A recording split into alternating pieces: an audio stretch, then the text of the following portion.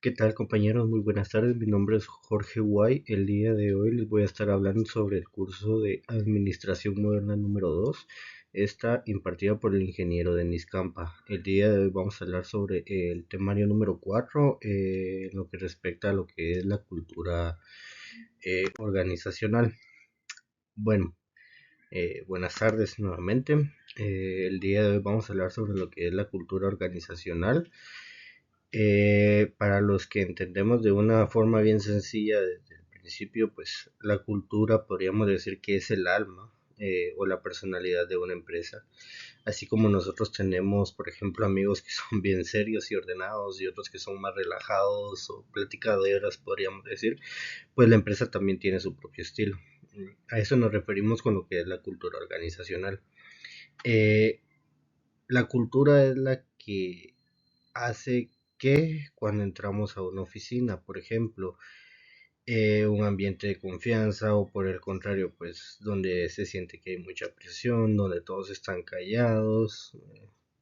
Vamos a ir viendo y desarrollando estos temas a lo largo de la exposición. Bueno, vamos a ver cómo se forma esta cultura y por qué es importante y por qué se debe de cuidar. Bueno, como primer punto vamos a hablar sobre lo que son las dimensiones culturales que tenemos aquí como parte de las reglas invisibles, jerarquía, individualismo, equipo, tolerancia. Estas son esas reglas invisibles que dependen mucho del lugar donde estamos y de cómo se maneja el poder o el trabajo en equipo, se podría decir. Por ejemplo, vamos a ver, imaginemos que entran a trabajar a una empresa de importaciones muy tradicional. Ahí pues el auxiliar de contabilidad, por ejemplo, detecta un error en una factura, no puede ir directo con el gerente general, tiene que decírselo a su supervisor y el supervisor al jefe del área, el jefe del área al gerente. Entonces, por ejemplo, esto, la distancia de poder es enorme, ¿verdad? Y la jerarquía se respeta de forma estricta. En cambio, por ejemplo, en una empresa de tecnología, desarrollo de aplicaciones, podríamos decirlo, donde pues todo es más como que tecnológico, más reciente, menos estricto, pues el auxiliar, en este caso, pues se podría topar con el gerente en el pasillo, podrían platicar y le podría decir, por ejemplo, mire, pues encontré un error en el sistema, lo voy a corregir, tas, tas. Entonces, entender estas dimensiones es clave porque un gerente no puede dirigir igual en un ambiente rígido que en un horizontal, podríamos decir. Tiene que conocer las reglas del juego en su entorno, ¿verdad? Esto sería para lo que sería las dimensiones culturales. Nos trasladamos a lo que son las características de la cultura, ¿verdad? ¿Qué podríamos hablar de lo que son las características de la cultura? Podemos decir que son los rasgos específicos que forman la identidad de la oficina. Aquí medimos cosas como el nivel de libertad a los empleados o en qué se enfoca el negocio, ¿verdad? Podríamos ponerle un ejemplo, una cadena de vamos a ver una cadena de supermercados, por ejemplo, donde está enfocada al 100% en los resultados. Y si, por ejemplo, un día de estos la cajera llega un día triste con dolor de cabeza, el supervisor solo le dice, pues a mí no me importa cómo te sientas, lo que me importa es que no tengas faltantes de dinero, por ejemplo, o que atendas rápido también, etcétera, etcétera, ¿verdad?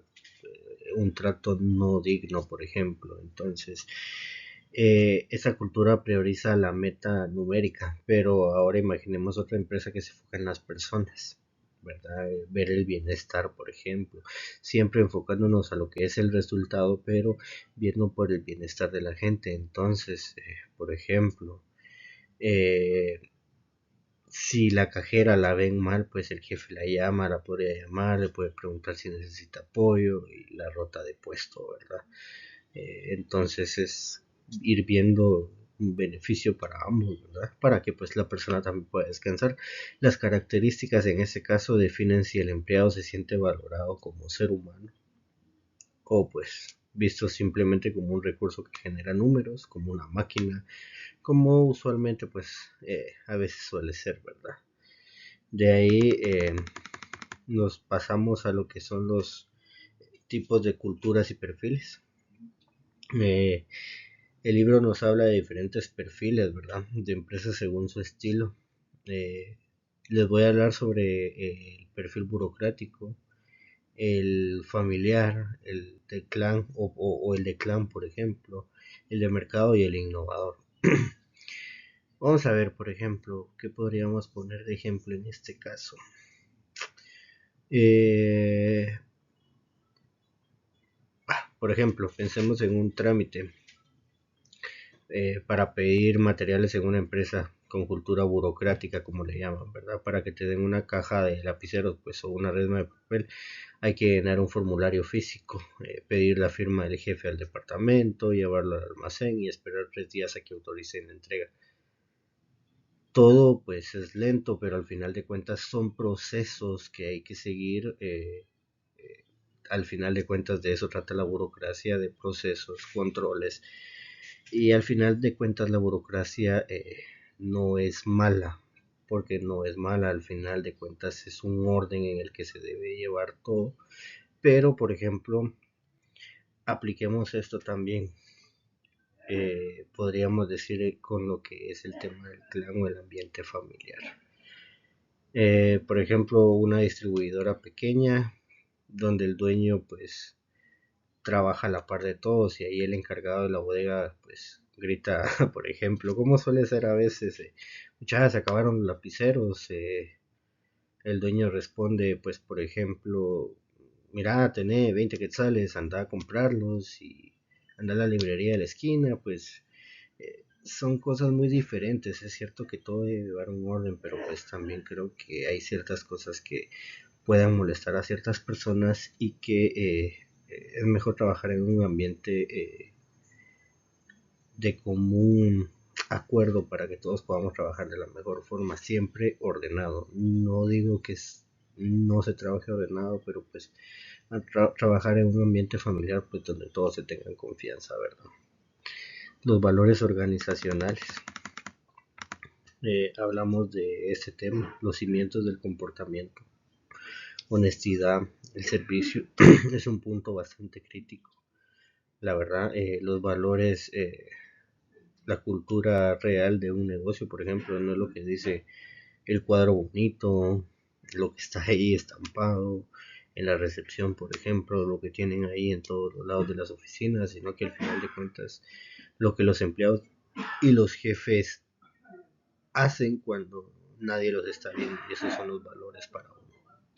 Vamos a poner un ejemplo. Supongamos que una empresa tiene como valor principal la responsabilidad, por ejemplo, y la puntualidad. En mi caso, la empresa donde yo trabajo tiene como valor la responsabilidad.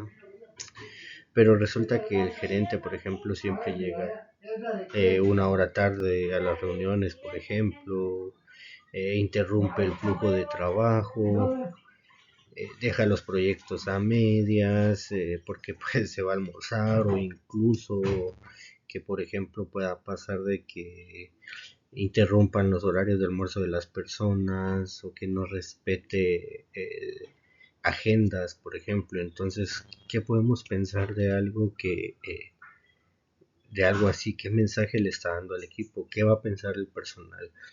Al final de cuentas, que la puntualidad, por ejemplo, solo es una palabra en la pared, pero que no es algo que representa al gerente o a los dueños.